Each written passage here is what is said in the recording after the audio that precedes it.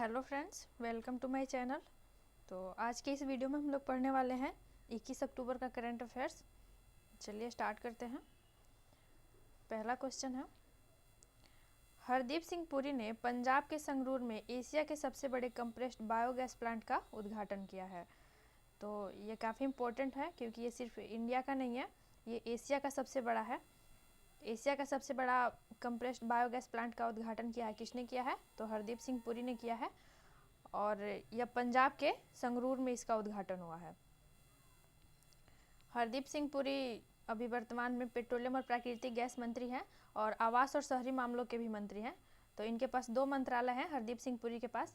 ये केंद्रीय मंत्री हैं और इनके पास दो मंत्रालय हैं, पेट्रोलियम और प्राकृतिक गैस मंत्रालय और आवास एवं शहरी मामलों के मंत्रालय। और ये जो उद्घाटन हुआ है कंप्रेस्ड बायोगैस प्लांट का, तो इसमें जो भी अवशिष्ट पदार्थ होंगे उनसे बायोगैस का निर्माण किया जाएगा। और ये काफ़ी इंपॉर्टेंट क्वेश्चन है क्योंकि ये एशिया का सबसे बड़ा है, सिर्फ इंडिया का नहीं है, एशिया का सबसे बड़ा है और इसका उद्घाटन हुआ है पंजाब के संगरूर में। नेक्स्ट है पंजाब से रिलेटेड कुछ चीज़ें। पंजाब की राजधानी कहाँ है? तो इसकी राजधानी है चंडीगढ़ और यहाँ के राज्यपाल है बनवारी लाल पुरोहित और यहाँ पे सीएम बने हैं भगवंत मान। और भगवंत मान आम आदमी पार्टी से रिलेटेड है, तो इसे आप याद रखिएगा। और नेक्स्ट है, देखिए हम लोग सिर्फ करंट नहीं पढ़ रहे हैं, करंट के साथ इससे कुछ चीज़ें रिलेट करके पढ़ रहे हैं जिससे कि हमारा स्टैटिक जीके का पोर्शन भी कवर होता चलेगा और करंट भी कवर होता चलेगा। तो अगर वीडियो अच्छी लगे तो इसे लाइक और शेयर ज़रूर कीजिएगा और चैनल को सब्सक्राइब कीजिएगा। तो इसमें भारत में अभी वर्तमान में 75 रामसर साइट है, 75 है। कितने हैं रामसर साइट? तो अभी वर्तमान में 75 यानी कि 75 वेटलैंड्स हैं। और इसमें पंजाब में कितने हैं? तो जो भी राज्य आएगा उससे रिलेटेड हम लोग उसके रामसर साइट को भी देखते चलेंगे, ऐसे हमें सभी 75 के 75 याद हो जाएंगे। तो पंजाब में अभी 5 है, 5 रामसर साइट है। पहला है ब्यास संरक्षण रिजर्व, दूसरा है हरिके वेटलैंड, तीसरा है काजली वेटलैंड और चौथा है रोपण झील और पांचवा है नांगल वन्य जीव अभयारण्य। तो ये पंजाब के रामसर साइट है, इन्हें आप याद रखिएगा क्योंकि कई बार एग्जाम में सिर्फ इसका नाम दे के पूछ लेता है कि ये कहाँ का रामसर साइट है या फिर ये कहाँ स्थित है। नेक्स्ट है पंजाब से रिलेटेड कुछ करंट के क्वेश्चन है, इसे भी हम लोग देख लेते हैं। तो पेपर स्टैंप की जगह ई स्टैंप लागू करने की घोषणा किस राज्य सरकार ने की है? तो इसकी घोषणा की है पंजाब ने। तो पेपर स्टैंप की जगह ई स्टैंप पंजाब में।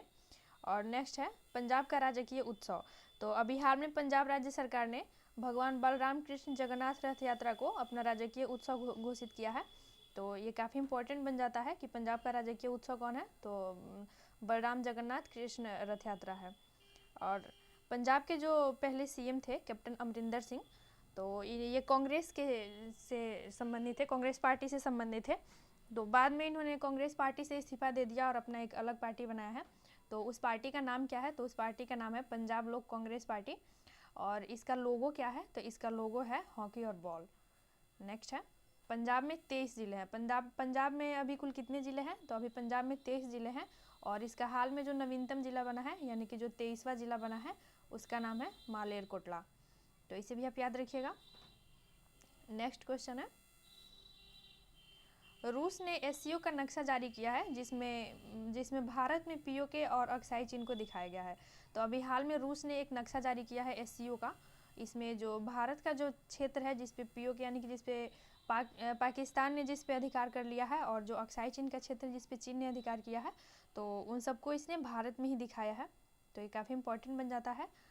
और इससे रिलेटेड कुछ चीज़ें हैं। देखिए पहले कुछ मैप जारी होते थे तो उसमें पीओके को पाक का हिस्सा दिखाया जाता था और अक्साई चीन को चीन का हिस्सा दिखाया जाता था। तो अभी रूस ने जो मैप जारी किया है उसमें पीओके को और अक्साई चीन को भारत का हिस्सा बताया है उसमें, उस मैप में। और नेक्स्ट है एससीओ यानी कि संघाई सहयोग संगठन। तो इससे रिलेटेड चीज़ें हैं कि इसका गठन कब हुआ था। ये संगठन भी काफ़ी इंपॉर्टेंट हो जाते हैं क्योंकि इनसे भी एग्जाम में क्वेश्चन आते हैं, तो हम इन्हें भी साथ साथ याद करते चलेंगे। तो हमें करंट के साथ साथ इससे रिलेटेड जीके उन सारी चीज़ों को देखते चलना है। तो एससीओ का गठन हुआ था 15 जून 2001 को और इसमें सदस्य देश कितने हैं? तो अभी वर्तमान में इसमें 8 सदस्य देश है और इसमें एक और सदस्य देश जुड़ने वाला है, अभी जुड़ा नहीं है लेकिन जुड़ने वाला है ईरान।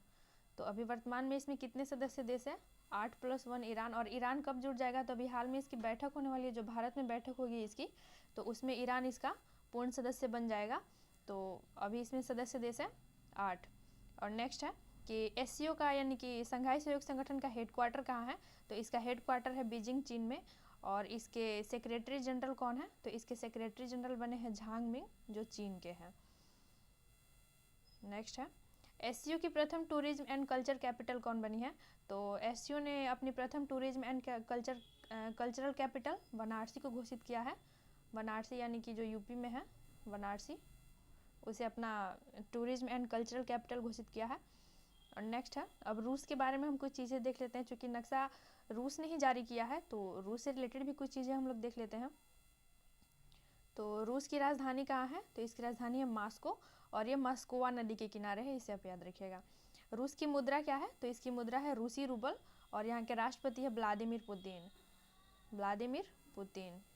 और यहाँ के पीएम यानी कि प्रधानमंत्री कौन है, प्राइम मिनिस्टर, तो मिखाइल मिशुस्टिन यहाँ के प्रधानमंत्री हैं। और रूस की सीमा 16 देशों से लगती है, और रूस में टोटल 11 टाइम जोन है। और रूस की सबसे लंबी नदी वोल्गा नदी है, जो कि सिर्फ रूस की नहीं यूरोप की भी सबसे लंबी नदी है, तो ये काफ़ी इंपॉर्टेंट है। रूस की और यूरोप की सबसे लंबी नदी वोल्गा नदी है। और सबसे ऊंचा पर्वत माउंट एल्ब्रूस है, और माउंट एल्ब्रूस ये यूरोप का भी सबसे ऊंचा पर्वत है, इसे भी आप याद रखिएगा। नेक्स्ट 3rd नंबर है कि प्रधानमंत्री मोदी यानी कि नरेंद्र मोदी ने गुजरात में मिशन लाइफ लॉन्च किया है। तो किसने मिशन लाइफ लॉन्च किया है, तो मिशन लाइफ लॉन्च किया है प्रधानमंत्री मोदी ने। और कहाँ लॉन्च किया है, तो इसे गुजरात में लॉन्च किया है। और लाइफ का फुल फॉर्म क्या है, तो लाइफ स्टाइल फॉर इन्वायरमेंट। ये काफ़ी इंपॉर्टेंट बन जाता है, लाइफ स्टाइल फॉर इन्वायरमेंट। और इसे किसने लॉन्च किया है, प्रधानमंत्री मोदी ने। और इसे गुजरात के केवड़िया में लॉन्च किया गया है। केवड़िया में कहाँ पे लॉन्च हुआ है, तो गुजरात का एक शहर है केवड़िया, वहीं पे इसे लॉन्च किया गया है। और प्रधानमंत्री मोदी ने दुनिया के पहले नैनो यूरिया लिक्विड प्लांट का उद्घाटन कहाँ किया था, तो इसका उद्घाटन कलोल गुजरात में हुआ था। और दुनिया का दूसरा नैनो यूरिया लिक्विड प्लांट कहाँ उद्घाटन हुआ है, तो इसका हाल ही में उद्घाटन हुआ है फूलपुर। और ये फूलपुर कहाँ है, तो ये प्रयागराज यानी कि उत्तर प्रदेश के प्रयागराज के फूलपुर में दुनिया का दूसरा नैनो यूरिया लिक्विड प्लांट का उद्घाटन हुआ है। और ये जो केवड़िया है, गुजरात का केवड़िया है, ये भारत का पहला ओनली इलेक्ट्रिक व्हीकल सिटी बना है, तो इसे भी आप याद रखिएगा। नेक्स्ट है 4 नंबर, तो यूनाइटेड किंगडम के प्रधानमंत्री लीज ट्रस ने इस्तीफा दिया है। तो लीज ट्रस कहाँ के प्रधानमंत्री हैं, तो लीज ट्रस प्रधानमंत्री है यूके के, और इन्होंने इस्तीफा दे दिया है। नेक्स्ट है 5 नंबर क्वेश्चन कि 5वें खेलो इंडिया यूथ गेम्स 2022 की मेजबानी कहाँ होगा, तो इसकी मेजबानी करने वाला है भोपाल, मध्य प्रदेश का जो शहर है भोपाल, वहीं इसकी मेजबानी करेगा। तो 5वां खेलो इंडिया यूथ गेम्स का आयोजन कहाँ होने वाला है, इसका आयोजन होने वाला है भोपाल में, मध्य प्रदेश के भोपाल में। और इसके पहले चौथा खेलो इंडिया यूथ गेम्स हुआ था, तो इसका आयोजन कहाँ हुआ था, चौथा खेलो इंडिया यूथ गेम्स, तो इसका आयोजन हुआ था पंचकुला, और ये पंचकुला कहाँ है, हरियाणा में। तो चौथा खेलो इंडिया यूथ गेम्स का आयोजन पंचकुला हरियाणा में हुआ था, और इसका शुभंकर था धाकड़। और मेडल टैली में टॉप पे कौन था, तो मेडल टैली में हरियाणा टॉप पे था, सबसे अधिक मेडल जीते थे हरियाणा ने ही, तो टॉप पे हरियाणा था। और इससे रिलेटेड एक और है दूसरा खेलो इंडिया यूनिवर्सिटी गेम्स, तो इसका आयोजन भी हाल ही में हुआ था यूनिवर्सिटी गेम्स का, तो इसका आयोजन बेंगलुरु में हुआ था, और इसका शुभंकर था वीरा। तो खेलो इंडिया यूनिवर्सिटी गेम्स का शुभंकर था वीरा, और खेलो इंडिया यूथ गेम्स का शुभंकर था धाकड़। और इसमें टॉप पे कौन था, तो इसमें टॉप पे था जैन विश्वविद्यालय यानी कि जैन यूनिवर्सिटी, और ये जैन यूनिवर्सिटी भी बेंगलुरु का ही एक है, तो इसे भी आप याद रखिएगा। नेक्स्ट है वैश्विक युवा जलवायु शिखर सम्मेलन 2022 का आयोजन बांग्लादेश में होगा। तो इसका आयोजन वैश्विक युवा जलवायु शिखर सम्मेलन 2022 का आयोजन कहाँ होगा, तो इसका आयोजन होगा बांग्लादेश में। और बांग्लादेश के किस स्थान पे होगा, तो बांग्लादेश में एक जगह है खुलना, उसी खुलना में इसका आयोजन होने वाला है। और इसमें 70 देश के युवा शामिल होंगे, इसे आप याद रखिएगा कितने देश के युवा शामिल होने वाले हैं, तो इसमें 70 देश के युवा शामिल होने वाले हैं। अब बांग्लादेश से रिलेटेड कुछ चीज़ें हैं, जैसे कि इसकी राजधानी है ढाका, और यहाँ की मुद्रा है बांग्लादेशी टका।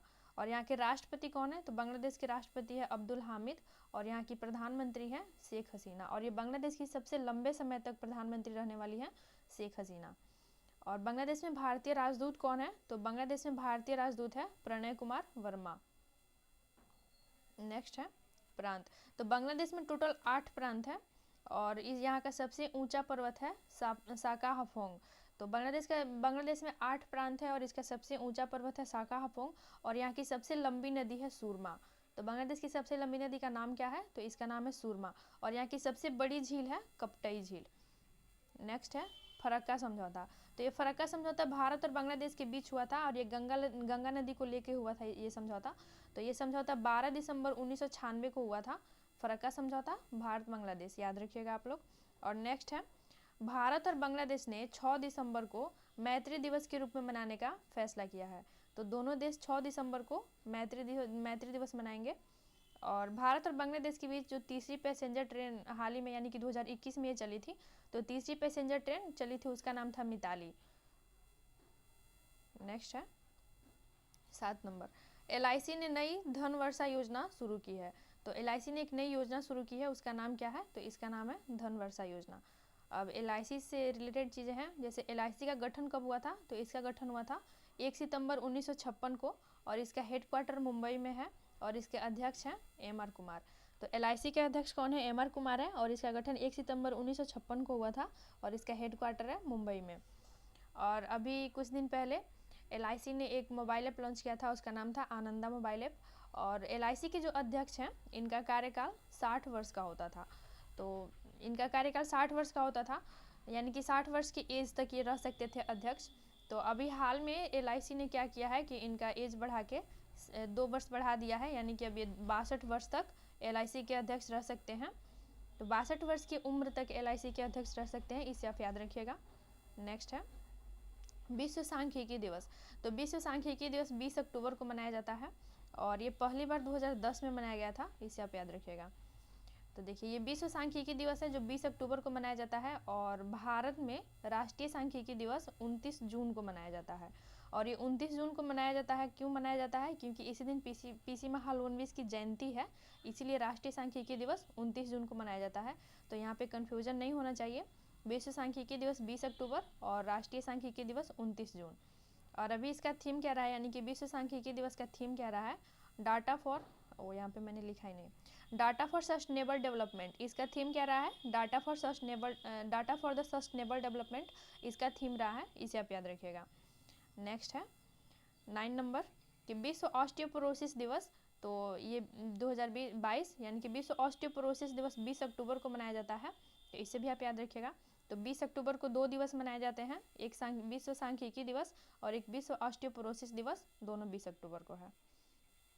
नेक्स्ट है हिंदुस्तान एरोनॉटिक्स लिमिटेड द्वारा डिजाइन किए गए STT-40 स्वदेशी ट्रेनर विमान का अनावरण किया गया।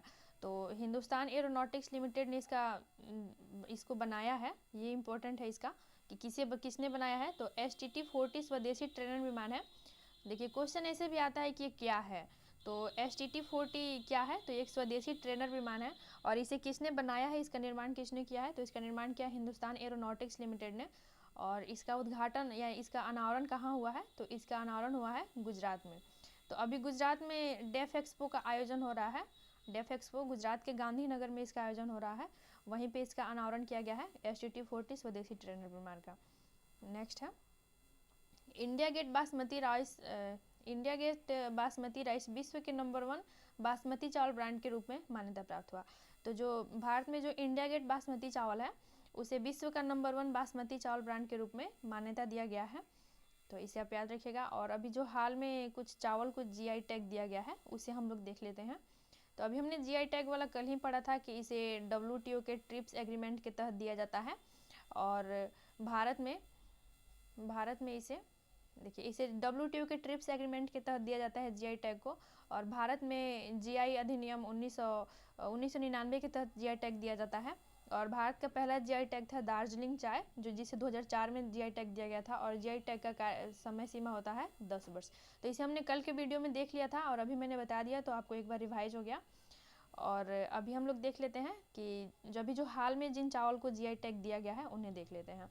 तो यहाँ पे कतरनी चावल, तो कतरनी चावल बिहार का है, इसे बिहार का GI टैग बिहार में GI टैग दिया गया है इसे कतरनी चावल बिहार।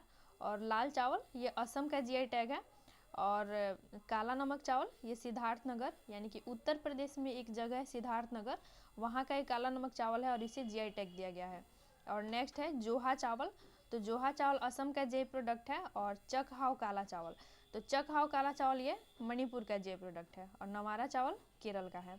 तो देखिए इसमें कन्फ्यूजन नहीं होना, यहाँ पे चकहाव काला चावल है तो ये मणिपुर का है, और यहाँ पे काला नमक चावल है तो ये सिद्धार्थनगर यूपी का है। चलिए नेक्स्ट क्वेश्चन देखते हैं हम लोग। नेक्स्ट, अमेरिका ने भारत से तस्करी कर लाए गए 4 मिलियन डॉलर मूल्य की 307 पुरावशेषों को लौटाया है।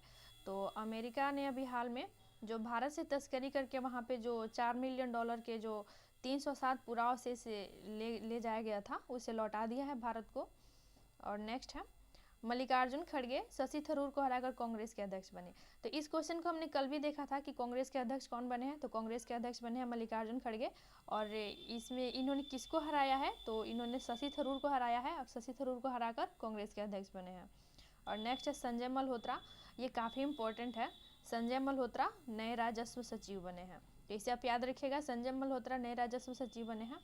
और नेक्स्ट है पर्यटक पुलिस योजना, यानी कि पर्यटक पुलिस योजना पर राष्ट्रीय सम्मेलन का आयोजन कहाँ हुआ है, तो पर्यटक पुलिस योजना पर राष्ट्रीय सम्मेलन का आयोजन हुआ है नई दिल्ली में।